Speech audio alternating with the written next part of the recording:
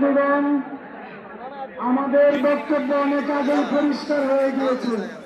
দাবি আদায় না হওয়া পর্যন্ত আমরা ঘরে ফিরে যাচ্ছি না।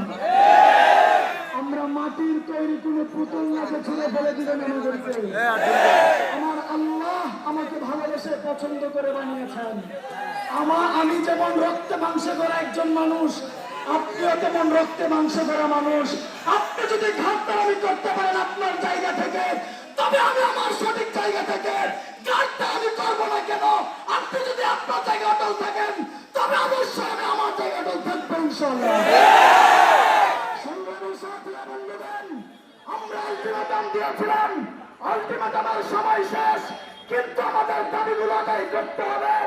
দাবি আদায়ের জন্য আমাদেরকে যা করতে হয় তাই করবো ইনশাআল্লাহ।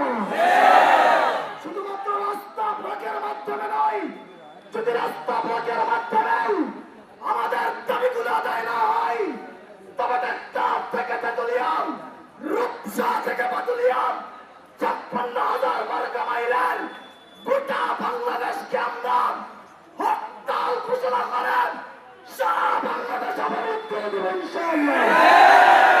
আমাদের দাবিগুলো আদায় করাই ছাড়বো ইনশাআল্লাহ।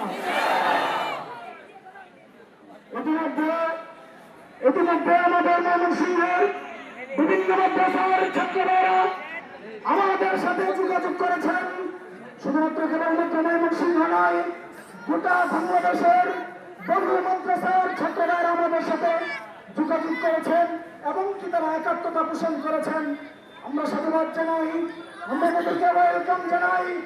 তবে আমরা একেবারে সঙ্গে বলতে চাই, আসুন দেখুন আমাদের কাছে আমাদের হৃদয় কি পরিমাণ রক্তক্ষরণ হচ্ছে। একবার আমাদের দিকে তাকিয়ে দেখুন। আমরা আপনাদের সন্তানের মতন আমরা খাচ্ছি না, আমরা ঠিক মতো খাওয়াতে পারছি না, কিন্তু আমরা আমাদের জায়গায় অটল আছি। আমাদের দাবিগুলো আদায় না হওয়া পর্যন্ত আমরা আমাদের অবস্থান থেকে সরে যাব ইনশাআল্লাহ। রাজি আছি তো ইনশাআল্লাহ? ইনশাআল্লাহ। ছাত্ররা প্রস্তুত আছে তো ইনশাআল্লাহ? ইনশাআল্লাহ।